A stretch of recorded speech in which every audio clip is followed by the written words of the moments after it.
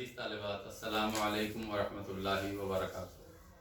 नौ पिछले पीरियड में हमने देखा कि एल्डोल कंडेंसेशन हम कौन से रिएक्शंस को बोलते हैं और कौन से एल्डिहाइड और कीटोन जो है वो, खासतौर से हम बात करेंगे एल्डिहाइड की, कौन से एल्डिहाइड जो है वो एल्डोल कंडेंसेशन में हिस्सा लेते हैं।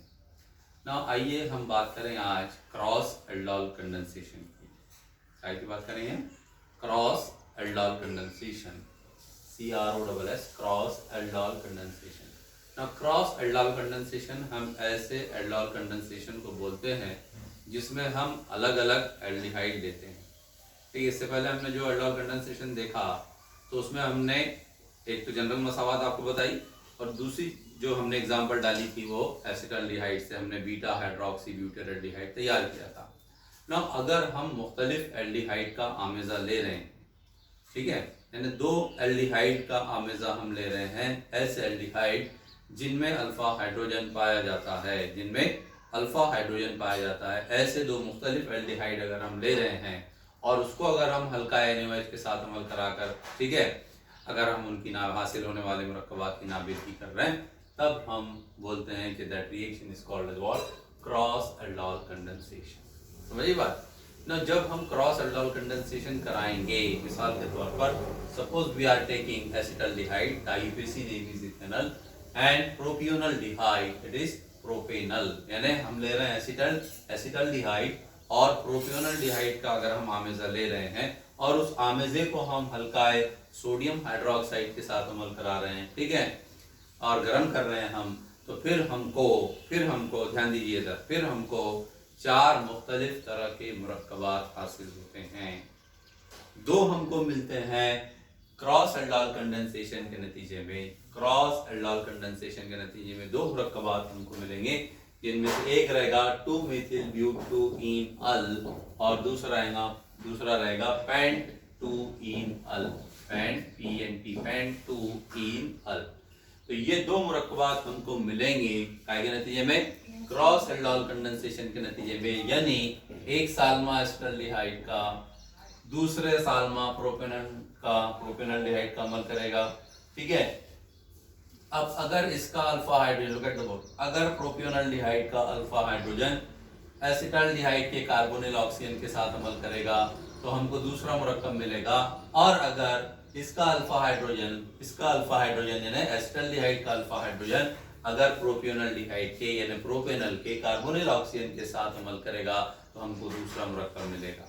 यानी दो मुरक्कबात इस तरह हमको मिलेंगे क्रॉस एल्डोल कंडेंसेशन के नतीजे में। एट द सेम टाइम हमको दो मुरक्कबात मिलेंगे सेल्फ एल्डोल कंडेंसेशन के नतीजे में, यानी जब इनके ही दो साल्मात, इसके एसिटाल्डिहाइड के दो साल्मात आपस में अमल करेंगे तो हम ये मुरक्कब मिलेगा, और जब प्रोपियोनल्डिहाइड की दो साल्मात अमल करेंगे आपस में तब हमको ये मुरक्कब मिलेगा। यानी ध्यान में क्या रखना है कि जब हम आमेजा लेंगे मुख्तलिफ एल्डिहाइड का तो हमको चार मुख्तलिफ किस्म के मुरक्कबात मिलेंगे, जिनमें से दो क्रॉस एल्डोल कंडेंसेशन के नतीजे में मिलेंगे और दो मुरक्कबात हमको सेल्फ एल्डोल कंडेंसेशन के नतीजे में हासिल होंगे। आइए अब कौन से मुरक्कबात हमको कैसे हासिल होंगे? लुक एट वो नाउ।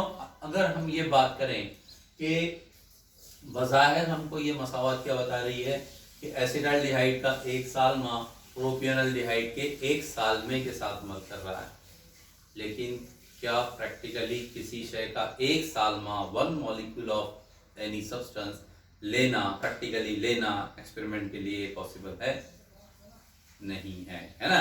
इसलिए हम बड़े तनाजुर में, इन ब्रॉड पर्सपेक्टिव जब हम बात करेंगे तो इसका मतलब ये है कि एसिटाल्डिहाइड का एक मोल, देखिए पहले हम मॉलिक्यूल कह रहे थे साल्मा, है ना, ये मसावात एक साल्मा साल्मिजात नहीं है बराबर, लेकिन अब हम क्या बोल रहे हैं, क्योंकि practically it is not possible to take one molecule of any particular substance, ठीक है, वाई बहुत छोटी इकाई होती है ये, बराबर है, इसलिए हम इसको बड़े तनाजुर में देखते हैं, और वो बड़ा तनाजुर, द बिगर कंसेप्ट जो है वो क्या है? द कंसेप्ट ऑफ मोल, जिसकी हम स्टडी 11वीं क्लास में कर चुके हैं।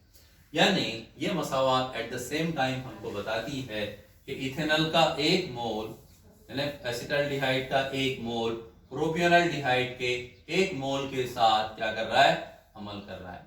ठीक है। अब एक मोल में से किसी शय का, जब हम एक मोल बोलते हैं तो एक मोल किसी शय का बराबर होता है उसकी ग्राम सालमी कमियत के, सालमी कमियत जो हम ग्राम में जाहिर करते हैं, ठीक है, उसके बराबर होता है। और उसमें उस एक मोल में उस शय के 6.022 इंटू 10⁻23 क्या मॉलिक्यूल्स होते हैं।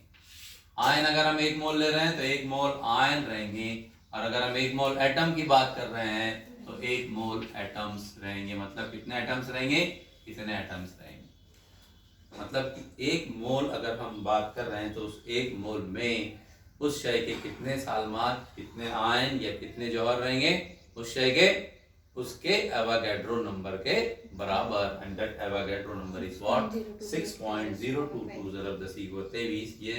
ये जो है अदद एवोगैड्रो नंबर, ये आपको बोला गया है कि अपना नाम भूल जाना, लेकिन एवोगैड्रो नंबर भूलना नहीं।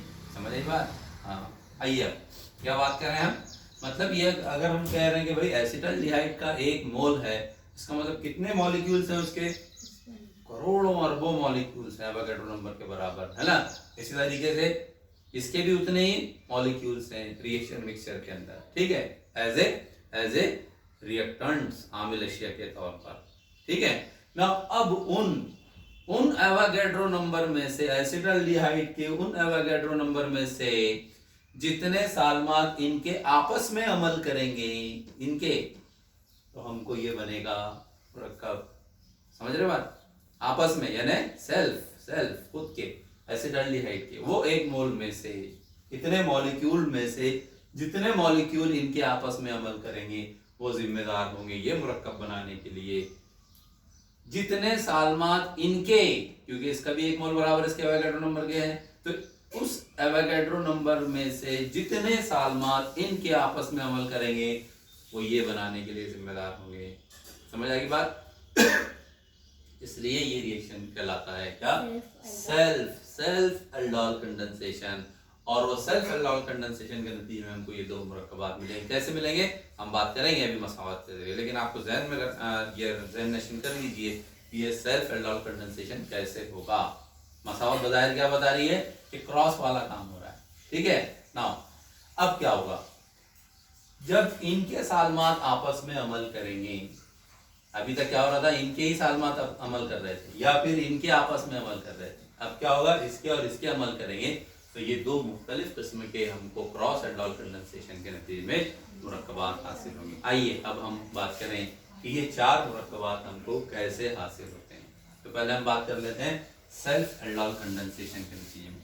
तो मैंने क्या कहा कि इसके 2 साल में जब आपस में अमल करेंगे तो मैं क्या लिखूंगा, फिर look at the board CH3CH, है ना। मसावत आप अलग से भी लिख सकते हैं आपके फेयर रजिस्टर में।